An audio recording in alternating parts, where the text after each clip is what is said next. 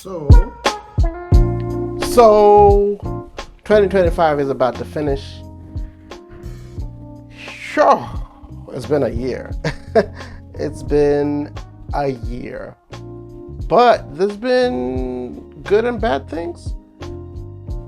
However, I will say this video is essentially my top, I wanted to say top 10, but I don't know. I'm not going to put any number on it. I just like my top lessons from 2025. Yeah, I think that's the best way to put it. So, number one, balance is difficult to find. And you need to work towards balance. I think the thing that makes me say that the most is this right here. For 7 years, I have done the podcast in audio only. And so I decided, let me switch it up and then do audio and video. But the thing about doing audio only is it was easy to stay consistent because no matter what I'm doing, no matter where I am, I could be on the road, I can be traveling, I could be doing this, I could be doing this. I could be in some random village, because there have been times that I've been in some random village, but I've still managed to just carve out 10, 15 minutes where I can quickly record something, edit it, and then post it.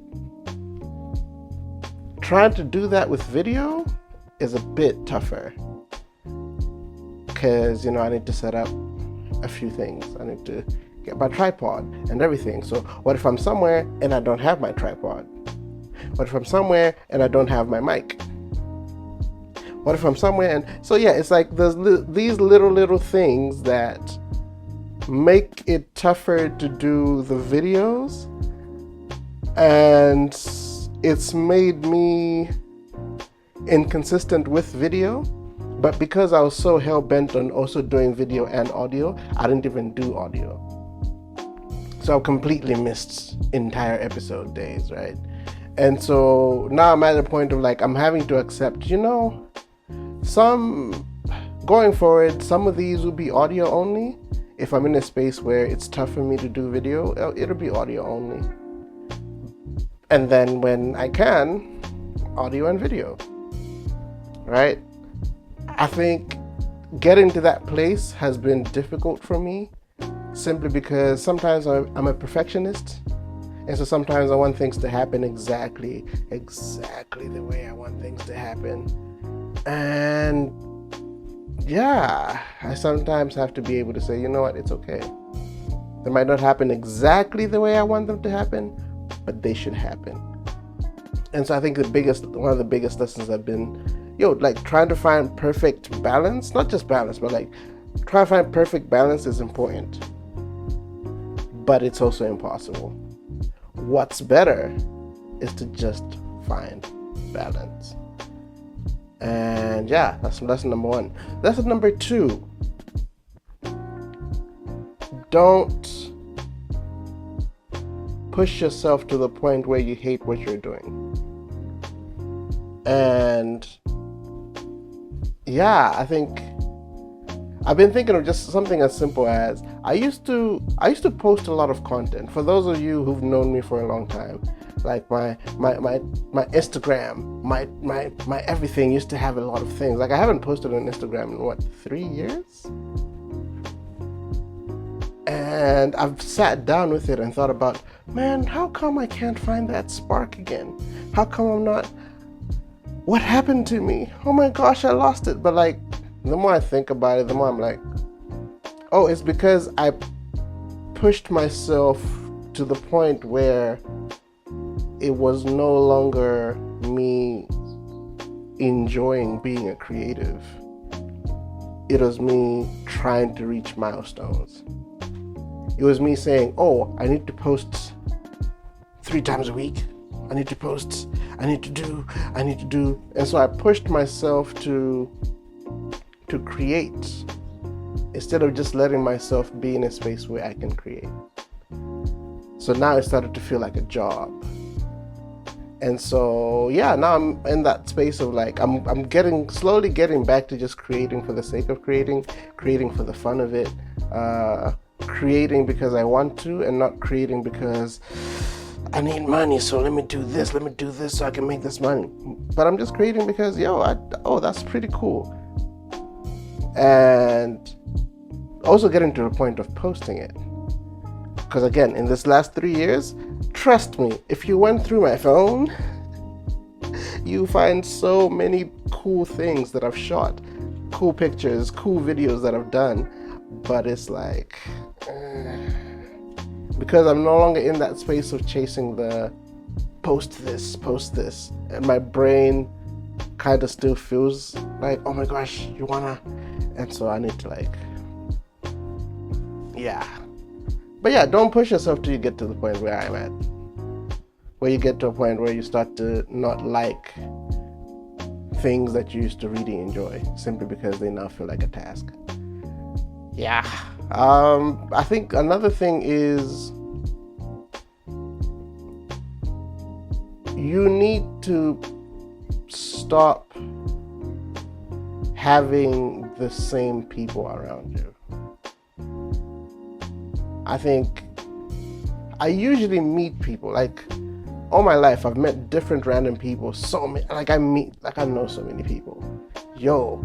I know so many people from different walks of life, from everywhere. But I think this year was when I was a bit more, I was intentional about it.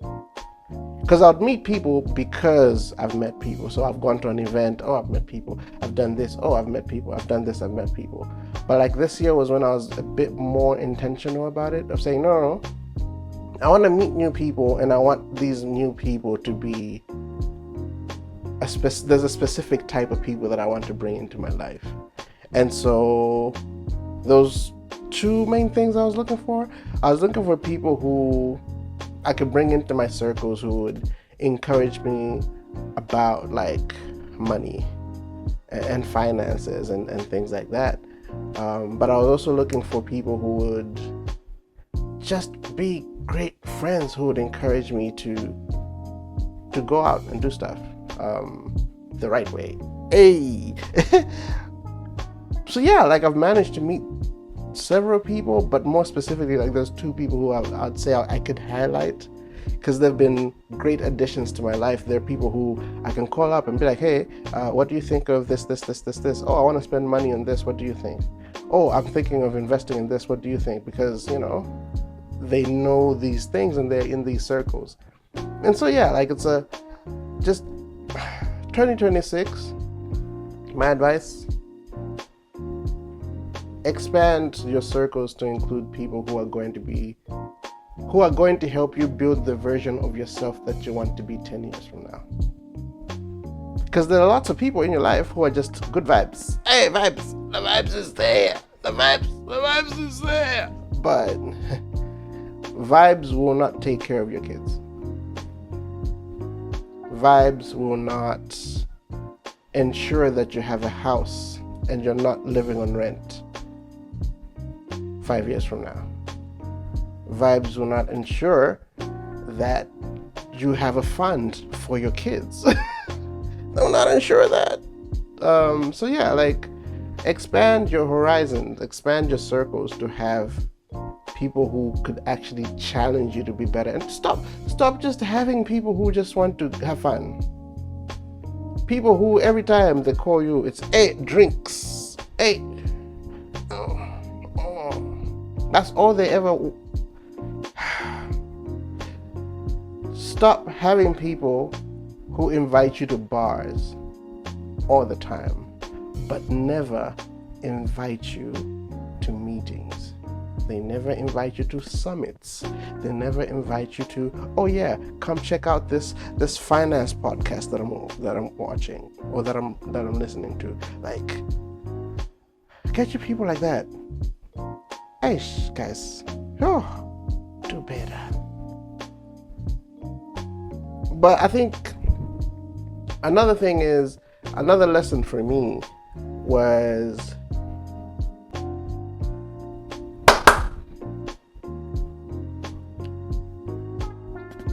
learning that I am worthy of love. That one was a tough one for me because I think I've gone from year to year to year to year being the person who gives and gives and gives and gives, who loves and loves and loves and loves, but never really received that as much as I gave out. I think a question I read somewhere was, what is the bare minimum you're willing to do for others? Because for me, oh man, you're my friend. I'll call you all the time. I'll check up on you. I'll make sure things. Oh, you had a trip? Hey, how did you travel? Hey, what's going on with this? Oh yeah, last week you mentioned this. How's that going? Oh, that's the bare minimum for me to give. But the question was, what's your bare minimum for giving, and then what's your bare minimum for receiving? And I realized my bare minimum for receiving was very low. The things I was willing to do for people that I considered, oh, this is just basic. This is just, you do that with all your friends, was here. And what people were willing to give me was here. Having to sit down with that and actually gauge it and be like, yeah.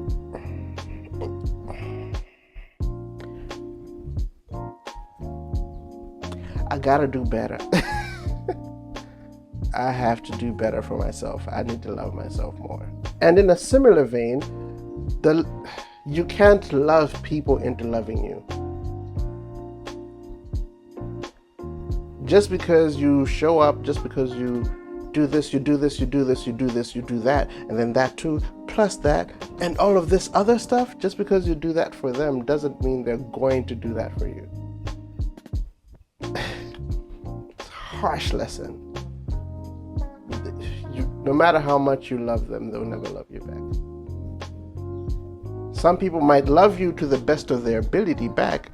That's better. But some people will just never love you, no matter what you do for them. And that's a harsh lesson. But it's a lesson none the same. Yeah. And there's lots and lots and lots and lots of lessons, but I think those are like my biggest ones. So yeah, what are your biggest lessons from the year? What are things that you've learned? Things that you're like, you know what? I've learned who my real friends are. I've learned who are the real people in my life. I've learned how to speak up for myself, because I think some people don't even know how to speak up for themselves. Oh, I've learned how to walk away from certain situations. I've learned how to walk away from people that don't serve me. You know, what are the things that you've learned this year? Give me a feedback. ChimTC, CHIMTC on Instagram, Twitter, Facebook, and on YouTube. And out of all my lessons, I think the biggest lesson has been me learning to trust God for everything. And it's something I already knew. I mean, I went through 2020 where for an entire year I wasn't working, but everything worked out. But this is different because I think I've just been in new spaces. I've been in new territory for the whole year. I've been in new job. Again, I've been having different new relationships with people. So, you know, just new spaces, just especially the new relationships. That's been, you know, how do I navigate certain spaces? I've never dealt with certain types of people before. How do I navigate that? How do I navigate family, friends? How do I navigate, you know, singlehood? How do I navigate being in a relationship?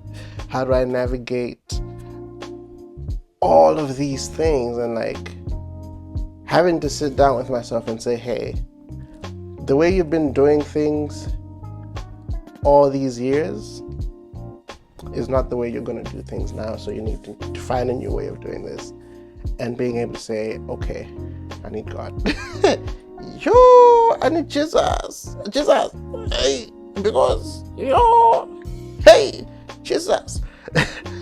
But yeah, having to say, I need Jesus, I need God to be with me in everything. I think that's like one of the biggest lesson that I've had this year, in how to trust God when you have. I think it's slightly easier to trust God when you don't have.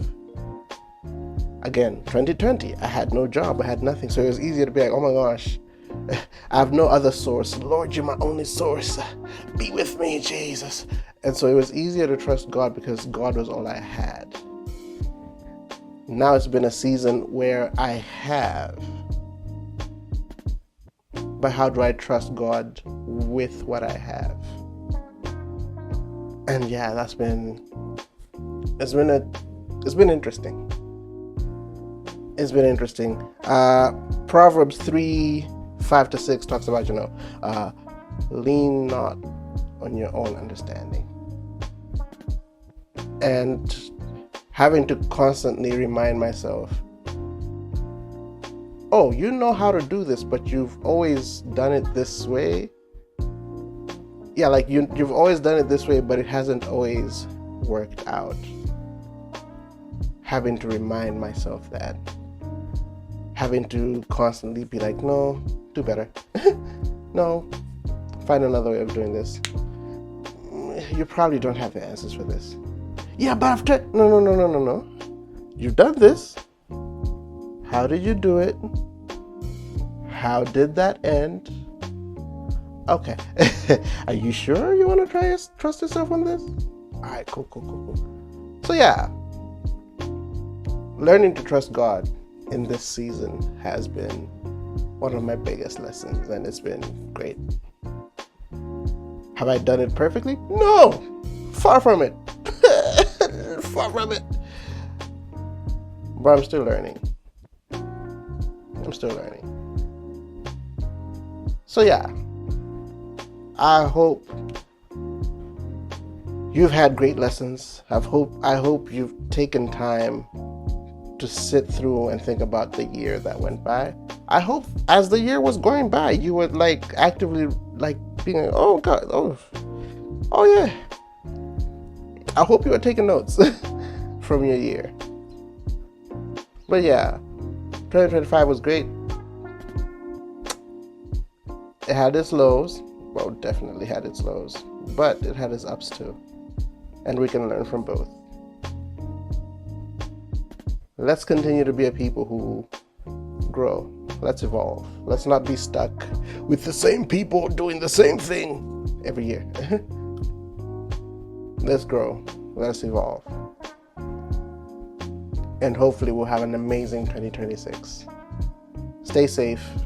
This is the holiday seasons. Don't party so hard that you fail to make it to 2026. Protect your life, man. Protect your life. I'm out.